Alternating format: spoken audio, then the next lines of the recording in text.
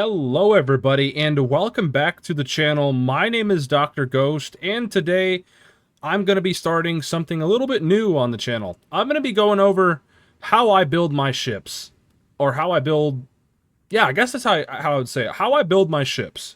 So today we're starting off in chronological order, or not really chronological order, but just order.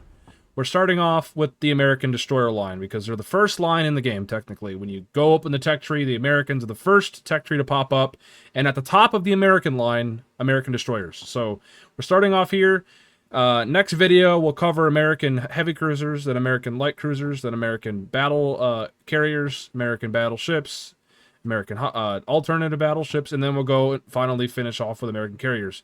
And hopefully throughout the years, or the year, or whatever, because this is going to take a long time to go through, hopefully I'll have a video on every single ship class for each nation and how I build them, basically. So yeah, anyway, without further ado, let's jump in to today's video, that being how I build my American destroyers.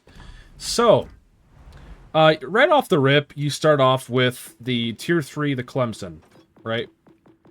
And you work your way up, and you get to the Farragut, the Mahan, the Benson, and then the Fletcher.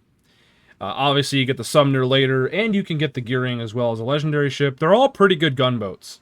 And that's the thing, they're gunboats. And a lot of people might build them for torpedoes, but they're not torpedo boats. They are gunboats, okay? Do not get it twisted.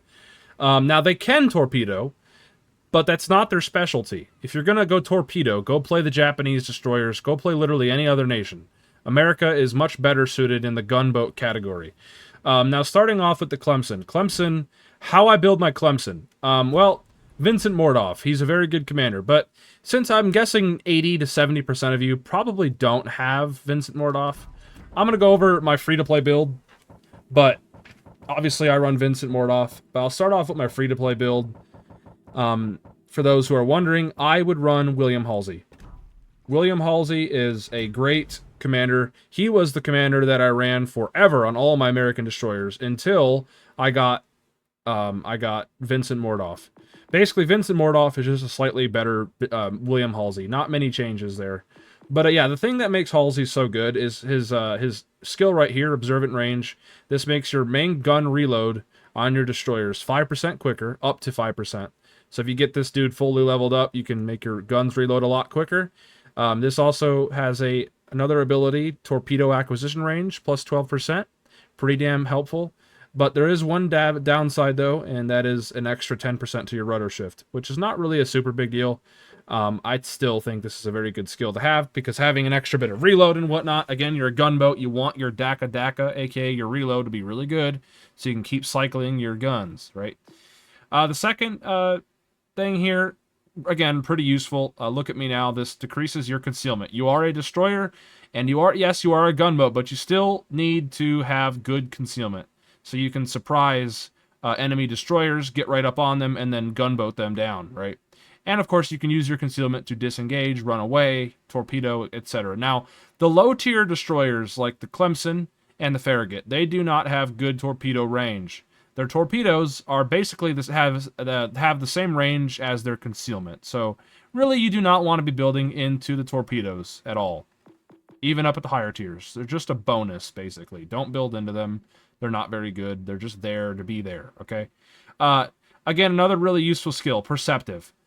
This right here shows the direction of the closest enemy ship. This skill is incredibly useful to have for any destroyer.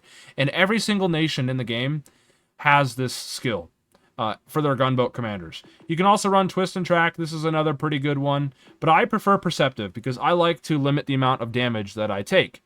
Perceptive, its first ability here, incoming damage to your destroyer, minus 2.25%, which is very useful. So basically, you take less damage. And on top of that, it shows the direction of the closest enemy ship. So when you're in battle, in the center of your screen, you'll see a little half-ish sort of circle. And there'll be like a little basically a radio position finder that shows you where the nearest ship is. It's not going to show you exactly where it is. It's just going to give you it's going to give you the direction of the closest enemy ship. So you'll see it when you have this ability on. It's very useful to have, especially when hunting down enemy destroyers and locating them. It's very nice. And it could also help you out because you never know. You might get flanked, and then this thing will kick in, your perceptive skill, aka your RPF. That's what most people call it, RPF, radio position finder. And you can kind of get warnings, basically, like, oh god, there's a destroyer or something behind me.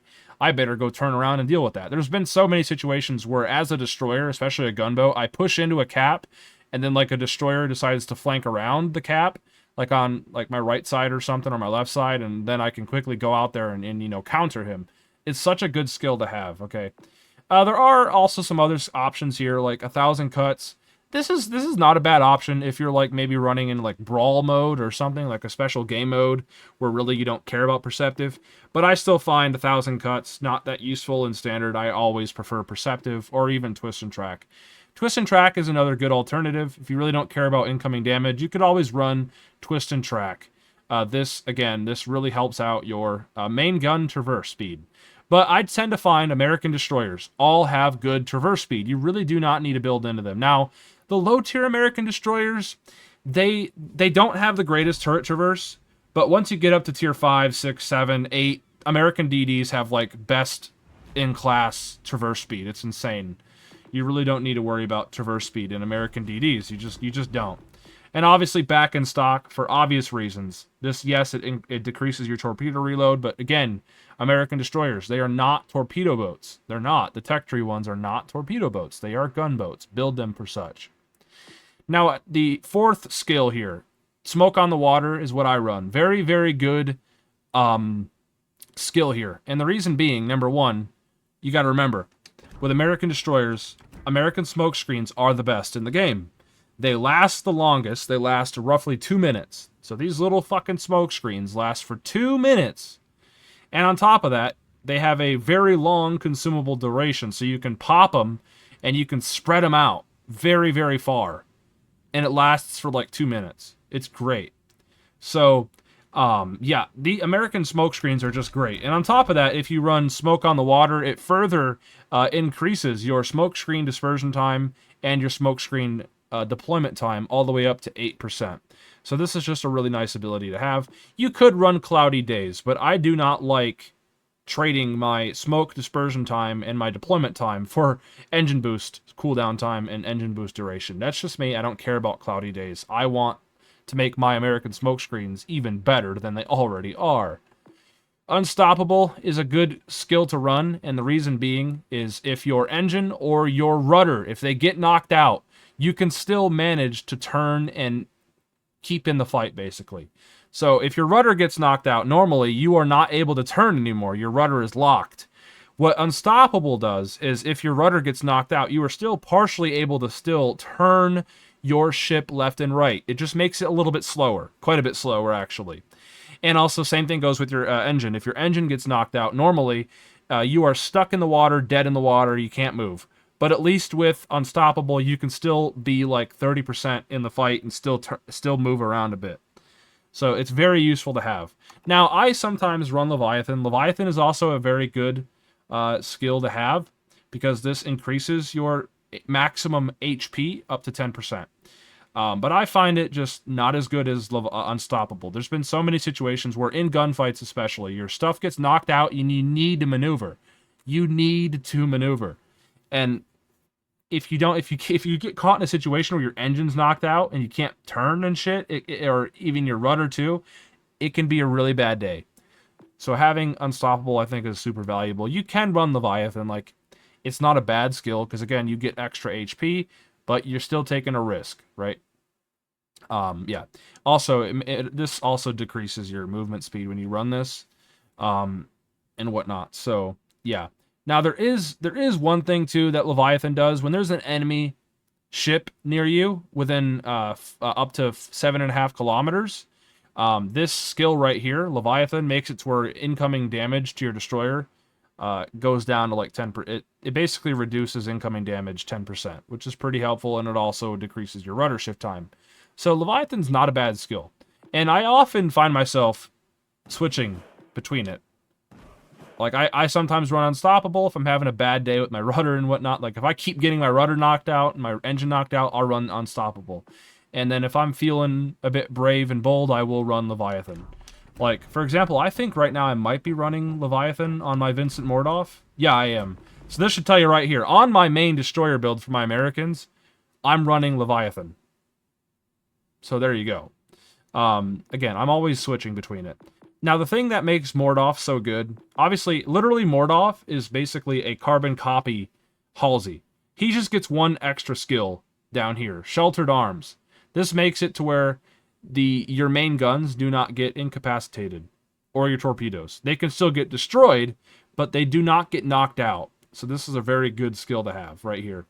So basically, your guns are always going to be in the fight, unless they destroy them completely, which doesn't happen very often. So, pretty cool ability to have. Also, his base trait, pretty good as well. Destroyer main battery, reload time, minus 6%. Very good skill to have, or base trait to have. But going back to Halsey, though, if we go take a look at his base trait, Halsey, main gun, AP shell damage. For a destroyer, American destroyer, not a great thing to have, because American AP on their destroyers is not anything crazy. It's still alright, but again, the thing that makes American gunboats so good is their HE, and you just spam it, and DACA all day, every day, 6 ways from Sunday. But again, sometimes the AP at closer ranges can be pretty viable, but I find it not that useful, so I don't really care. So yeah, that's how I build my American gunboats, my destroyers. I run Mordoff, but for you free-to-play players, I would recommend Halsey. Now, for you super free-to-play players, obviously you're just stuck with George Dewey, and you can easily run, like, whatever you want. Like, I would probably run Burn It Down XXL for the extra fire chance. Obviously, I would run Look at Me Now for the extra concealment. Velocious is a really good option. Reaching Out XXL, very good option, because this makes your range better. And obviously running Fully Packed, or even Unstoppable. Very, very viable options here. For sure, for American destroyers. And you can obviously mess around with your inspirations and do what you want with them. Now, since American destroyers are all about gunboating, I tend to run inspirations that help my survivability or my reload. Like, for example, on my Mordoff, I'm full HP build. So my American destroyers, I have a full high HP build. So my hit points are usually much more higher than, you know, most other nations. Like, I've got William Sims here as an inspiration. This makes my HP much higher, 400 HP per tier. So if we do the math, for example, if we pull out a calculator here, and if I do the math, 400 times 7. So let's say if I'm in a tier 7, 400 times 7, I get an extra 2,800 hit points, which may not sound like a lot, but for a destroyer, that is a very significant amount of extra HP. Okay? Especially since destroyers in this game usually have, like, only 10 to 20,000 hit points on average. So that's a really good boost to your high explosive. That's a few more destroyer salvos you can take in a gunfight. And a lot of people don't realize that. For example, in the Clemson right here that we're in, 400 times 3, I really don't even need to use a calculator, but, you know, 1,200 extra HP, pretty nice to have. 1,200 extra HP. Yeah. For a tier 3, as you can see. 13,500 hit points on a tier 3 is pretty funny. So yeah, that's how I build my American destroyers commander-wise, okay? My commanders, that's what I run. Now, if you really want to be super weird, obviously the best torpedo build commander is Albert Gleaves. So if you have ships like Sommers, if you have ships like Benham, those are actual American torpedo boats that I would recommend running a torpedo commander on. Albert Gleaves is a pretty good option. Albert Gleaves, he has everything you need for torpedoes. So really don't need to explain it. You can obviously just look at this yourself and you can see what is the best. But here's how I build them. I run Subsurface Venture. Look at Me Now. Torpedo Safari for the extra range. Destroyer Be Destroyed and Unstoppable. Alright, you can run whatever you want. But for me, I'm not obviously going to run that, because I don't run that shit on my American gunboats. So, there you go. And that about covers it. Now, I will go over like how I build my Fletcher. So, if you look at my upgrades and loadout here, Aiming Systems Mod 1. I always run aiming systems on everything. On all of my American destroyers. Aiming systems is the way to go. And the reason being is, well, you get an extra 7% to your dispersion. On average, your main battery traverse time is good. You don't really need to build into it. So this is kind of a pointless thing. AA is an option, but I really don't care about AA. I just want the extra dispersion to make my guns more accurate, okay? So there you go. And again, you can run this on pretty much all tiers. Starting off at tier 3, you immediately get this ability to put this on your ships.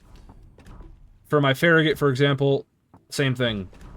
Now, once you get to tier 5, you get a second mod slot, and you can decide to run steering gears, propulsion mod, or damage con. I always run propulsion mod. Propulsion mod in this game is ridiculous.